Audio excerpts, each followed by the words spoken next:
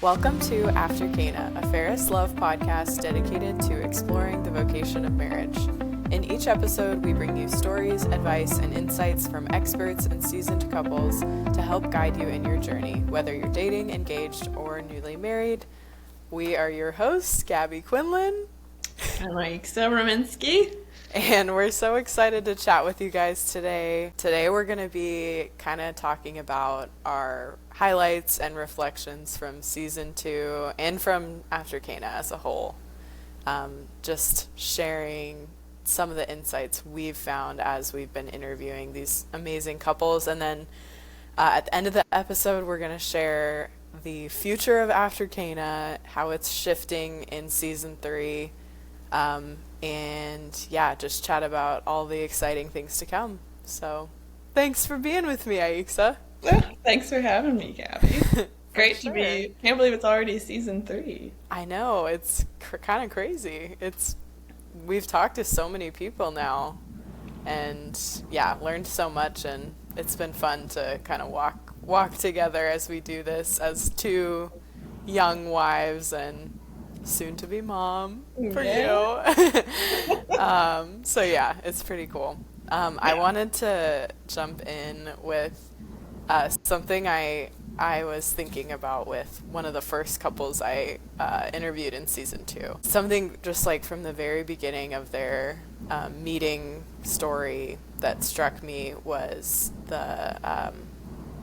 they basically shared how when they met one another, they kind of knew that they wanted to get married because it was so easy to talk and they were so interested in learning about the other person, along with having like the same values and the same goals. But I thought that was so sweet and so true that a relationship isn't supposed to be this grueling thing to begin with. It's good to find someone who you have an easy friendship with, first. And even if that friendship develops as you date and things like that, I just think that's so important that you just enjoy each other and are interested in each other. And that carries through, this couple was married for, I think, 50 years.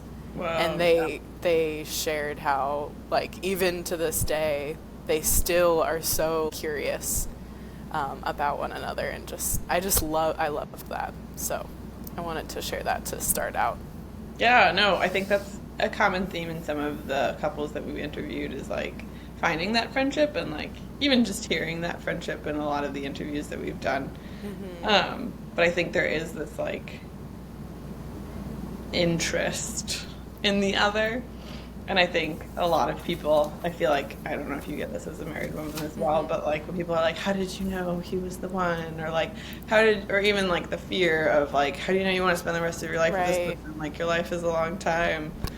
But I think, yeah, that like friendship being the base of a marriage, of a strong marriage is so important. And that's always like, it's definitely one of the key takeaways that like I've heard not only in this season but in the season before. Definitely. People talk about like, how did you know, or like, or even just themselves, the way they like banter. You can always pick up the friendship and the admiration, respect, totally, and affection for each other.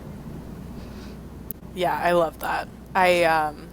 Along with that, different couple that I was chatting with, I think his quote, it was so good, I should have written it down verbatim, but he was basically like, when you find that person that you're like, I really like this person, and they, they could walk with me in life, and we have the same goal of, getting each other to heaven and things like that, like, don't be afraid, like, go for it. And I think so many people are scared of the commitment that marriage is. And it is a big commitment, and it's not something to be taken lightly, of course. Right. But I think people just worry about it going horribly wrong as if they have no control over it. And that is something that I've found, like, I want to challenge anyone who thinks that, because at the end of the day, having a good marriage is up to you and your spouse. Like, you are in the driver's seat, and you can make a decision to change your marriage if you're not happy in it, or you can make a decision to change your relationship if you're, if you're not feeling the way you wanted to feel. So, I think that's also really good advice, that like you have agency in your relationships, and if something is not feeling, right, change it. Like, take that leap, and it's comforting to do that in a marriage, because someone is doing it with you who loves you unconditionally and will not ever leave you. So there's this security in that, in my opinion. Yeah, and that reminds me of that brings me to something that resonated with me this season.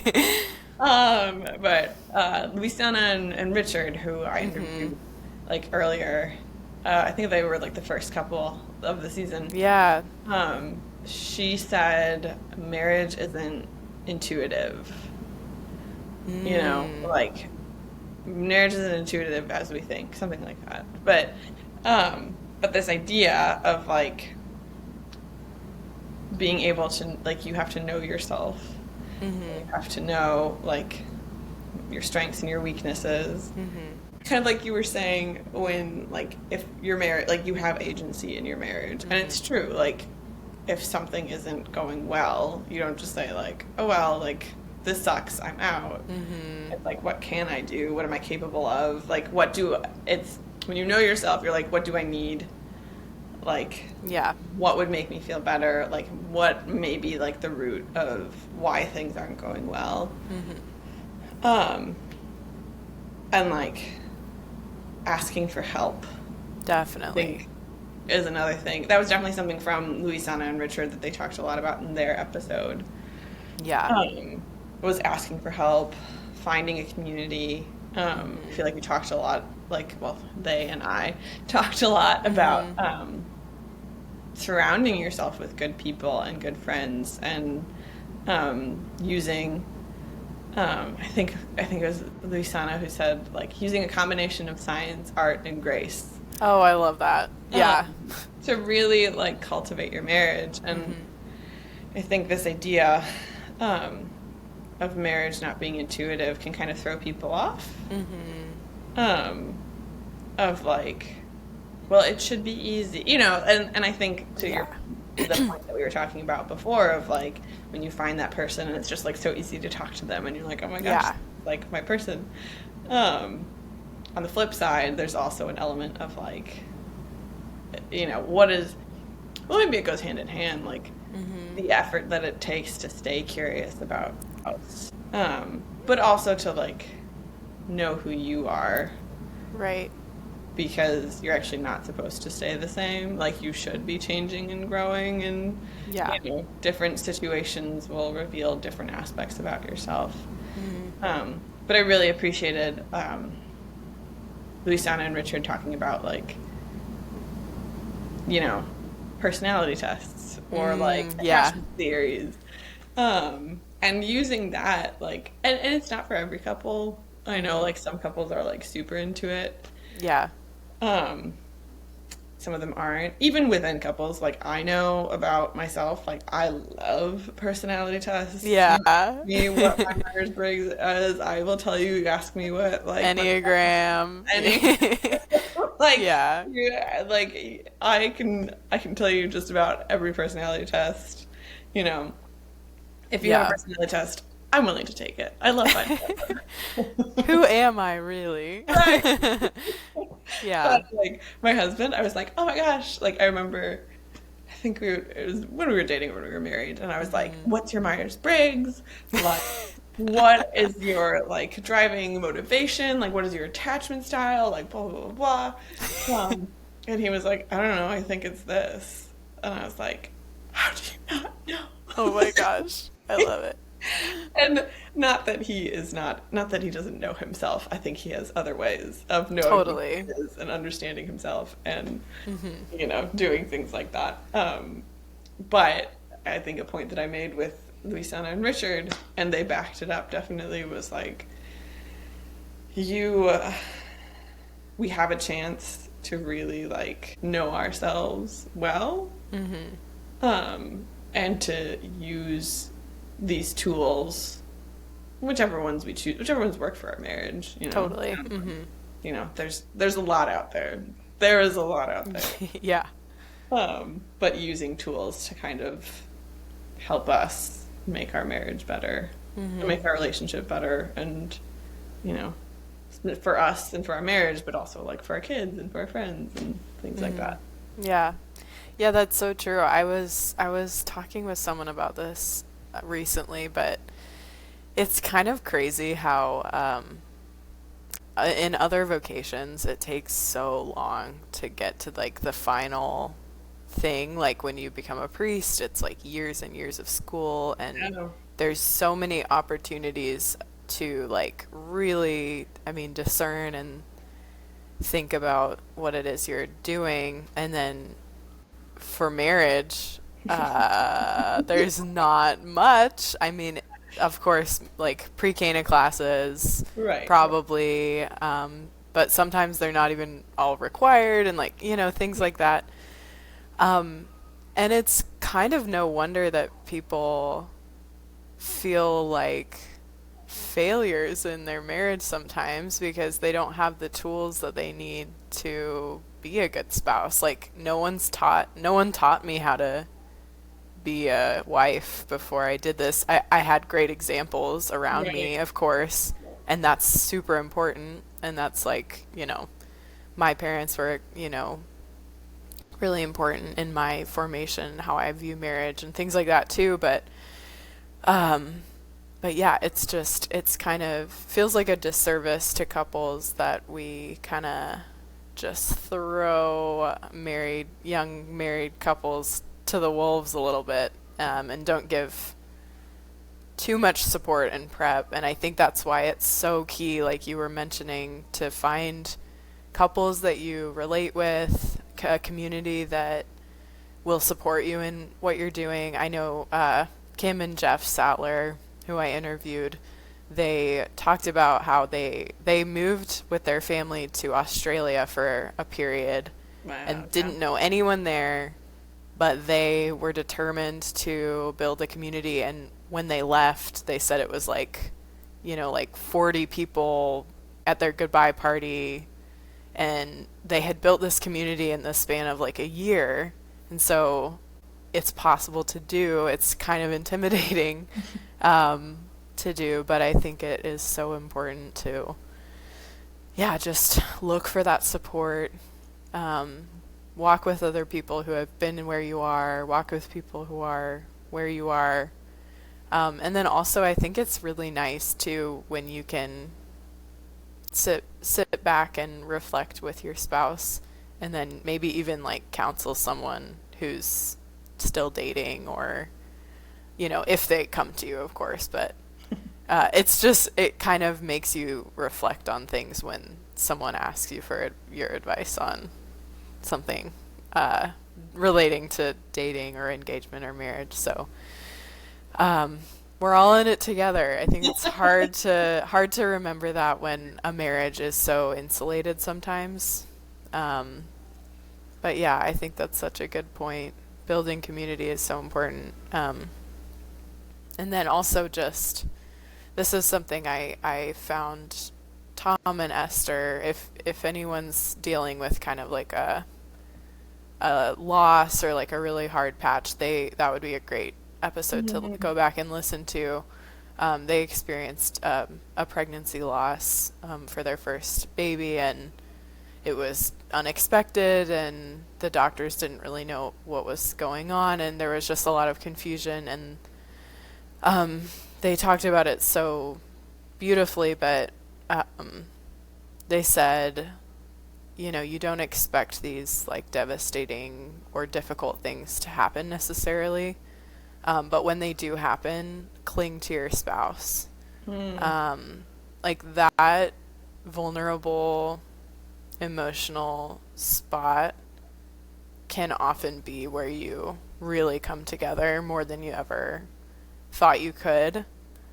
And I think there's an opportunity to do the opposite. Like there's the opportunity to push someone away and to grow apart in something like that. But they spoke on it so beautifully that, the challenges that you face as a couple can really strengthen your marriage. They've been married for 45 years and they have 30 grandchildren now, I think. And it's just their relationship's such a testament to like sticking through all those hard moments, and it will get you to this really beautiful and fruitful place. I loved that. Yeah. Which is something you don't see like when you're standing on the altar. Totally. You're, like making that commitment. Yeah. You're in the thick of dating, you're not looking at this person being like, when we go through a miscarriage, like Exactly.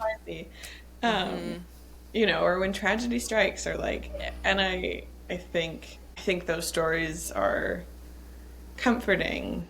When you hear about people who have made it like 45 years, going through something so hard, and they were so great sharing their story.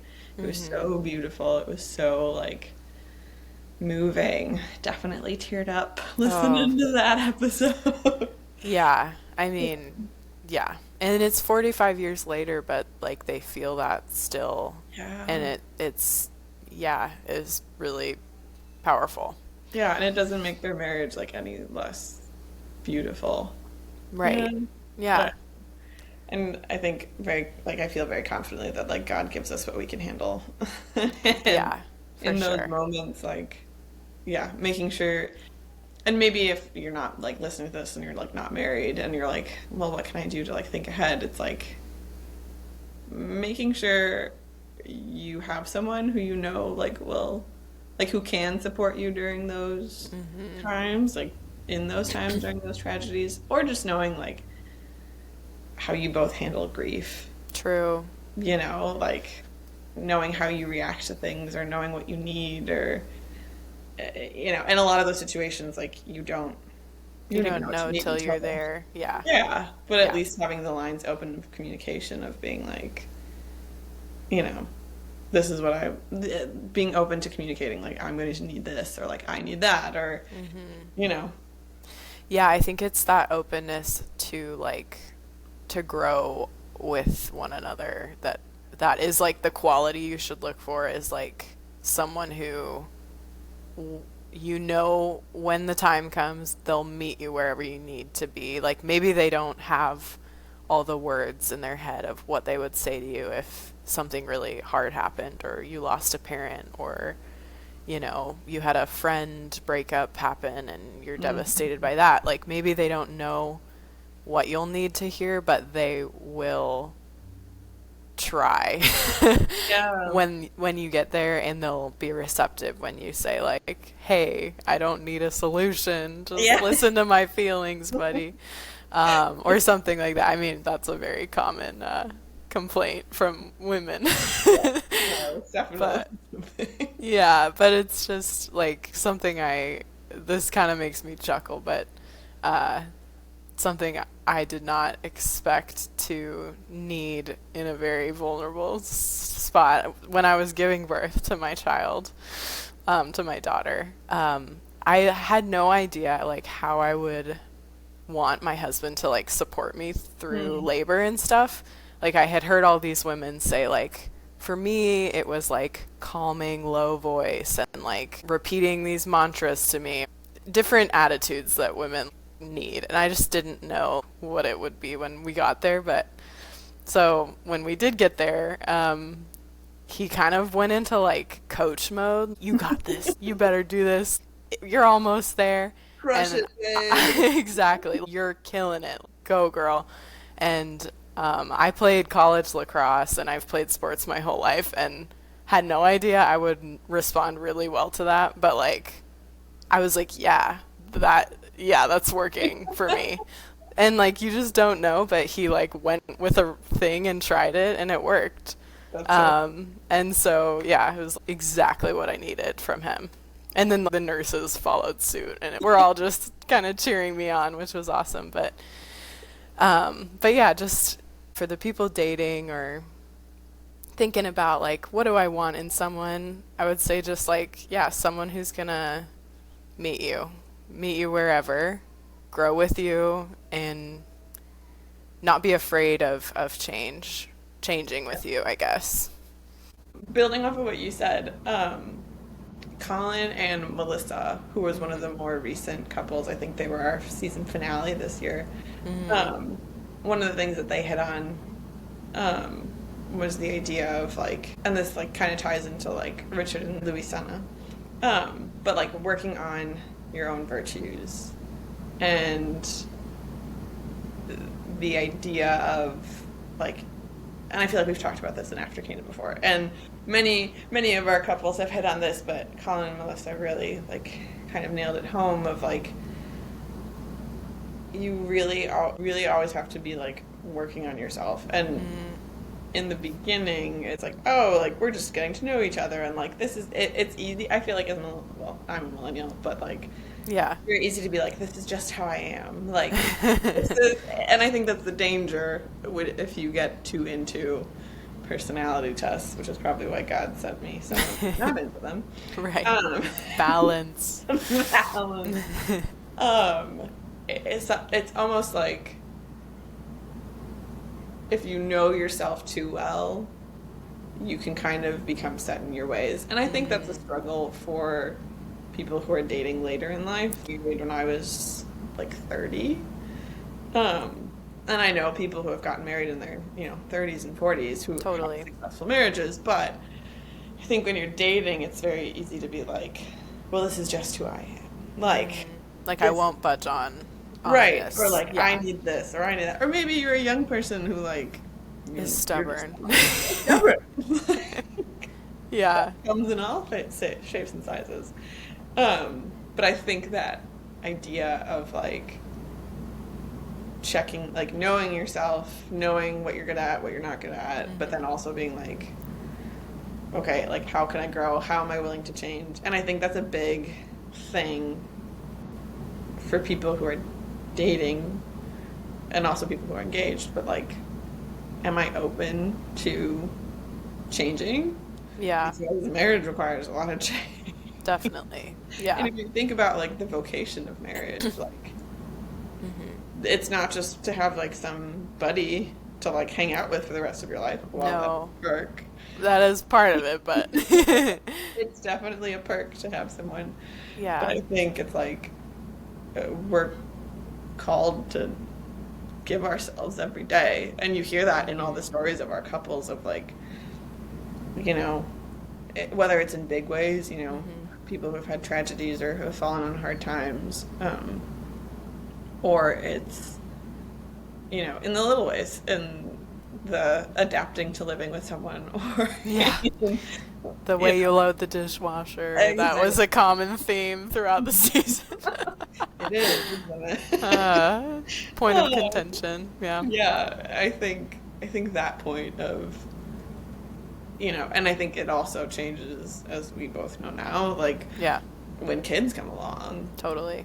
Yeah. And Colin and Melissa made the point where it's like, as parents, you are the blueprint for your children. No pressure. I know, seriously. And so like, Don't mess it up. and it's not No. that you have to be like perfect. And they told like a great anecdote about that, but like, it's not that you have to be perfect about it, but it's like, it's more so about seeing them being able to see you like struggle, them being able to see like, this is what mom and dad are working on. And Right. I think this goes back to kind of what we were saying before, where it's like, if you are in the place where you're looking for someone, like, is this person willing to change? Absolutely. When you were talking about people being stubborn or being very set in your ways, one thing that I remembered from Lou and Fernando, something that she said, that she's like, I learned this early on you don't have to die on every hill. Like, you don't have to point out every annoying thing that your spouse does, or everything doesn't have to be like you staking your claim as a person. And she's like, we would never get anywhere, if when you live with someone, no matter how much you love them, something's going to be annoying to you. They're going to mess up because they're imperfect, and you're going to mess up because you're imperfect. So yeah, just having a little bit of flexibility, and also taking things not too seriously, I think, is another thing that a lot of couples have talked about, but it's really important. Like, literally, don't sweat the small stuff. I think it was Doug and Shirley back in season 1. Yeah. But Doug's quote is always, "If it's not a sin, give in." I love it. I think that is like a fine line to walk of like, yeah. what is like, this is something I cannot live with. Yes. Like, this is annoying. And you can say that about some things, right, in a valid way, right? But like in every vocation, we are called to die to ourselves. Yes, true. And so, darn it. Sometimes you're the one that needs to do the dying. And I think, that was definitely something that's like, it'll make life a lot more pleasant. It's true. It's true. There's a lot we can do in our own growth and development that will contribute so much to our marriage. And with that, I think that's kind of a good way to segue into where we kind of want After Cana to go and what we want this resource to be for people. So we're shifting the focus of the podcast to kind of be geared toward anyone who's discerned marriage. So if you're single, but you've discerned that marriage is your vocation, if you're dating casually, or dating a long-term person, engaged, newly married, we want to provide resources to help you be the best spouse you can be, no matter what stage you're in right now. And so what that's going to look like is pretty exciting. Aixa, do you want to share? Sure, yeah. So what we're going to try to shift to, we'll still have great stories from couples like that have gone through marriage, who are going through marriage. Check, done. Yeah. And we're done. Who are living out their vocation, who, like, we still want to tap into the, kind of like how we were talking about before, like the wisdom and like creating that community, and really tapping into that like treasure in our communities, and providing that for everyone who's listening and everyone who's prepping for marriage in their various states. But we thought it was a good idea to also bring in some experts. Yeah. And our goal is to have conversations that benefit, people, like Gabby was saying, who have discerned the vocation of marriage, and kind of getting into all like the various aspects from, the theological point of like, what is marriage, and like what is asking of us, those of us who are called to this vocation, but also to like the nitty gritty stuff of like, we hear lots of stories from our couples, but like finances, addiction, health, addiction. Yeah. There are so many obstacles, and like, maybe not obstacles. There are so many things. A lot of pain points for people. Yeah. And we want, of course, always under the protection of Mary, Mother of Fairest Love, but we really want to build up the family, and we really want to give couples all the tools and all the resources that we can, to make sure that we have, tons of successful marriages, whatever that looks like. Right. We want to support you and help you have a happy, fulfilled, amazing life with whoever you're supposed to be with. So we're very excited, and like Aixa said, we're going to be talking to dating experts, theology of the body type people, all the things, dating relationships, marriage. So excited for this new direction that we're going in for season 3, and we are excited for you to come along with us to have these conversations. If you have anything that you would like us to cover, or anyone you think that we can talk to, feel free to reach out to us. We are on Instagram, we're on Facebook, we are on all the socials, so find us and let us know. Like and subscribe as well, and let us know what we can talk about. And we can't wait to take this journey with you. If you enjoyed this episode of After Cana, share it with a friend, leave a review, or head to the Fairest Love website for more resources on building relationships and families of faith.